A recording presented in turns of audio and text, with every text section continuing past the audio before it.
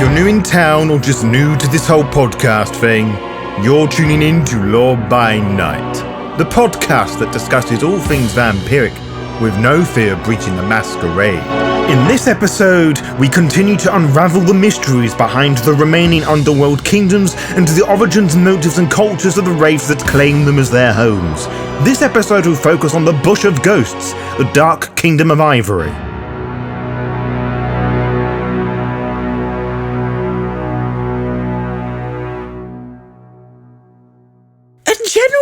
Has developed regarding our conversations with the Dark Kingdoms of Stygia, and it's what the twisted folks of Charon's empire really don't know are lost behind the safety of their iron walls. This isn't too surprising when you remember that Charon is, quite frankly, totally bonkers up the conkers crazy and approaches his neighbours with varying levels of disdain. That said, we do know that both Stygia has a great deal amount of respect and contact with the Dark Kingdom of Ivory, but yet don't know a great deal about it. This is apparent when you look at the name itself, the Dark Kingdom of Ivory. This is obviously not an African name convention, but a name bestowed from the outside, similar to the naming schemes of the Dark Kingdoms of Jade and Obsidian, as those are the foundations that said kingdoms were built. However, Ivory is more valued by those attempting to colonize the horribly named Dark Continent than the natives themselves. To many, Ivory is symbolic of art and religion. In Africa, it has been a status symbol for millennia because it comes from elephants, a highly respected animal, and because it is fairly easy to carve into works of art. So, why do the Wraiths of Africa allow this? Truth be told, it is all part of a facade, which we will explore tonight. Before we get ahead of ourselves with conflicting narratives, the Bush of Ghosts is the Shadowlands for the Abambo, or the Wraiths of Africa. Abambo is plural for Ibambu, which supposedly comes from the Bokongwe word for ghost, though some may translate this particular meaning as demon.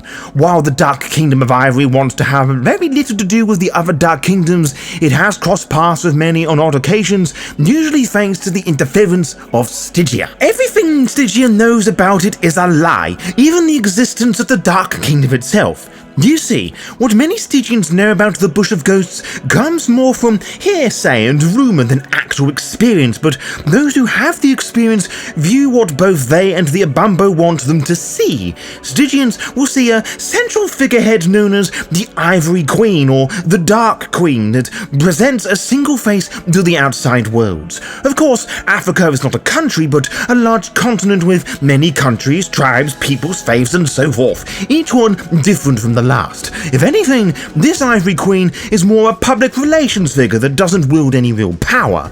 There is also no Dark Kingdom, but a conglomeration of peoples and culture groups that are sometimes allied with each other. The Dark Kingdom that the outsiders do see is a small realm, organized in a very Stygian manner. The true Bush of Ghosts consists of several settlements called the Lost Kingdoms, with their own customs, governments, and alliances. Settlements are usually ruled over by an Ishira, the skinland equivalent of forces of nature or parts of a god, who meditate between Uludumer, the origin of virtue and mortality, and bestows the knowledge of things upon all persons when they are born, and humanity. Humanity can commune directly with God by way of the trance-last possession, always in a ritual setting. Ebo, or sacrifice, is a broad concept, including all types of sacrifices and offerings to the Ushira. To return to the Shadowlands, specifically the portion that Stygian Wraiths have access to, this mock realm, for lack of a better phrase, is the only point of contact with the outside Wraiths, making it the surest destination for those who traverse the ocean. But what would Wraiths from any other plane of the underworld find in the Dark Kingdom of Ivory? Well, to a Western Wraith, it would all be very strange. Whether this is the work of the mythical old gods, that, or the land itself, has yet to be properly defined, but we will touch upon those later, explorer. The Shadowlands cities of Africa are akin to most cities throughout the underworld, which are dangerous and decaying, built upon wave of history. As you stray further from said cities, things become a lot more dangerous, as much more of Africa is rural with distinct yet subtle differences. The aforementioned decay is oddly absent, as it is immune to our understanding of the entropy of oblivion, or even immortal, like the land itself is living, corresponding to many different beliefs. It will be interesting yet upsetting to see whether the machinations of humanity will ruin things. We have come to understand that the shroud is thinner in Africa, with some places where it's supposedly been non-existent. Quite unheard of for Stygian Wraiths, especially when I tell you the tales of sunlight filtering through the Shadowlands. Besides this, we believe the land remains much the same, with ancient trees appearing as ghosts, allegedly with ominous yet sinister-looking flora that hinders many an Imbambo to travel alone. Twisted malevolent spirits known as Sekanda take the form of Africa's spectres that set ambushes along the byways in the ocean and venture into more populated areas, stalking their chosen prey. From our understanding, they're more akin to shades, but with more intelligence and being more dangerous. We also are aware of undead ghost eaters known as the Mlawatu that devour the corpses of many wraiths. We have heard tales of these corpse-like creatures ruling many a lost kingdom of the wraiths of Africa, naturally fearing them in and outside the ocean.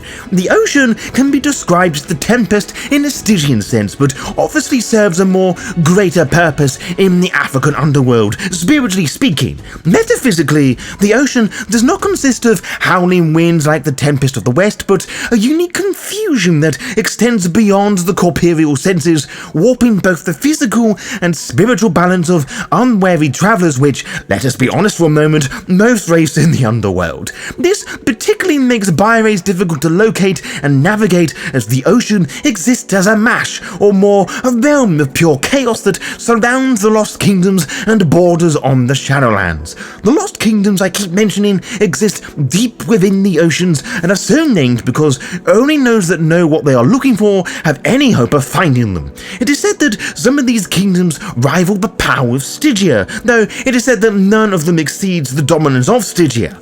Yet, supposedly, the source of all creation manifests from the ocean, created, well, by the Creator! And who is the Creator? Well, that could be God himself, you silly fool. Knowledge of God and the worship of God have been staples of African life from the earliest times of the continent, and doesn't serve too different role from the God Western belief, albeit with some notable cultural differences, of course. Africans came to believe in God by reflecting on the experience and through observation of the created universe, specifically by reflecting on the wonder and magnitude of the universe. They came to the conclusion that God must exist. They posted the existence of God to explain the existence and sustenance of the universe. Rooted in the belief as God as the creator, Africans believe in various dimensions of the created universe, such as visible and invisible, the spiritual realm, heavenly, skyward, and earthly, and in some ethnic groups there is a belief of the underworld. Commonly, God is believed to dwell in the skies. In most cases, the earth is conceived as a living thing, a goddess, Mother Earth. Symbolically, the earth is viewed as the mother of the universe, while the heaven sky are seen as its male counterpart.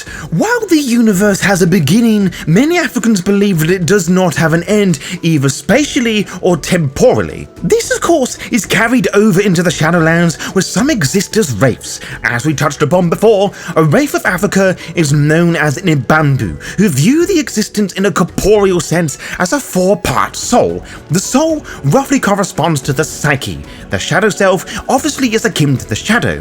Where this deviates is the introduction of the dream self and heart life. You can probably guess what these are, but to save you from overthinking and just listening, the heart life is the Ibambu's connection to the skin lands, the lands of the living, while the dream sense is the aspect of the wraith one can harvest and use for pathos. These are, of course, simplifying things tenfold, as many an African wraith and Stygian wraith have separate ways of viewing these fiends and I'm dissecting to you in a very numerical value and obviously lack the spiritual and cultural connections despite my best efforts. The dream self and heart life, for example, are fiends Stygian wraiths would just consider a part of their psyche. In many African cultures, dreams are spiritually regarded as a primary link to the spirit of the deceased ancestors, which are referred to by terms of Midisimu, Amakashoshi, Idihosi, and Ichikongu, or however they're pronounced. I'm always dreadful with these sorts of words. Anyway, the dream life is the source of all dreams, which leaves the body during sleep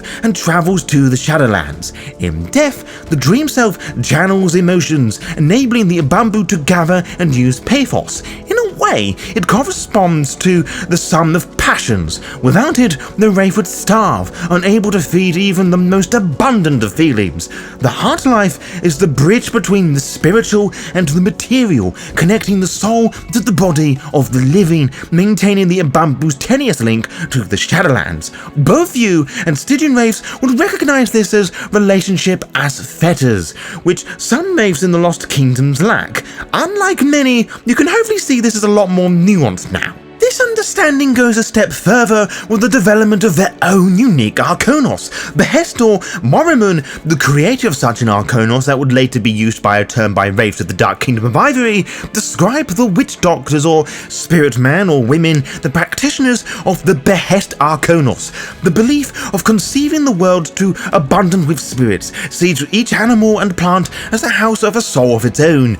The human dead do not leave the living world but slough the body from themselves and resides in a spirit Africa.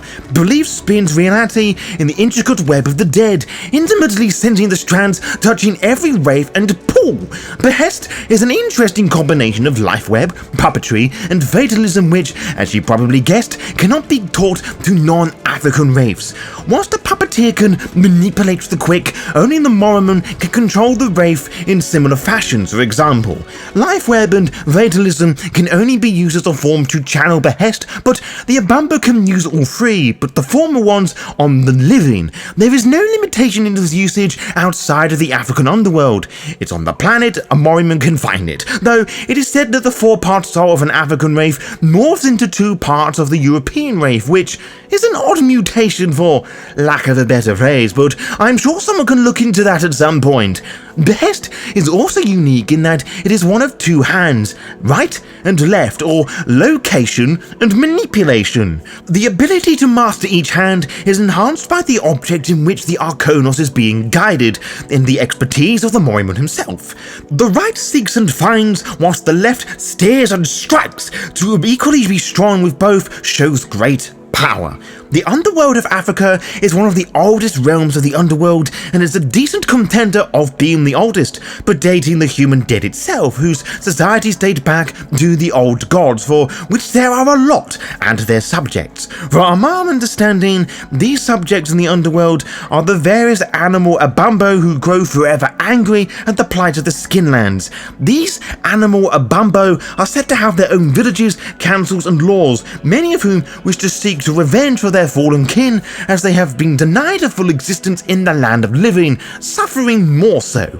As for the old gods we touched upon before, it is said their departure left power vacuums both in the Skin and Shadowlands, especially the latter, with many fighting over supremacy, some forming alliances to boost each other's strengths up, which also complicates matters. A mass alliance between the old gods and Oba Yubora, rulers of the portion to the underworld and kings in the Urubora land, a region which is in the modern republics of Benin, Nigeria, and Togo, make use of it as a pre-nominal honorific. The old gods in the underworld would assume the titles of Orasha, which is not to be confused with the elements of the Egyptian underworld from the beliefs and myths of the Oba allies, dominating the nearby lands before retreating into the Lost Kingdoms and settlements into the Shadowlands. Many years later, existing as a mythological memories to those in the Skinlands. Part of this power waning hinted at here in the change of the beliefs of the people, mainly in the form of Christianity and Islam that has pulled the worship of ancestors on the back burner of sorts. Time and resources also affect one's ability to sustain themselves, let alone proper burial rites and the honorifics that go with it, and are thus not fully prepared for the dangers of the underworld when they arrive. And I'm sure I needn't tell you how bloated the numbers have been with the worrying mortality rate. The introduction of the Western rave concepts of transcendence and oblivion shattered a lot of the old ways of thinking of many of the African rulers, teachings and rulings, which instilled a lot of fear. But despite these slow and ancient trying times, the relationship between the living and dead is a very close and far more ancient one, the most important of these being bond of family. Whether you hate or love them, you can never truly break them, even in death. In this sense, they are actually strengthened, just not in ways you would necessarily want them to be. It is a matter, of course, that honours the dead, so as to make their time in the next world as pleasant as possible, ideally, of course. Failure to pay proper respect leads to dire consequences, with death being the least of one's worries. If you take anything away from this discussion, from both snippets of the truth from the Abambo and the Stygian outsider's perspective, you should take away that it is better to appease the dead, even out of fear, than to try and take risk and earning their hatred.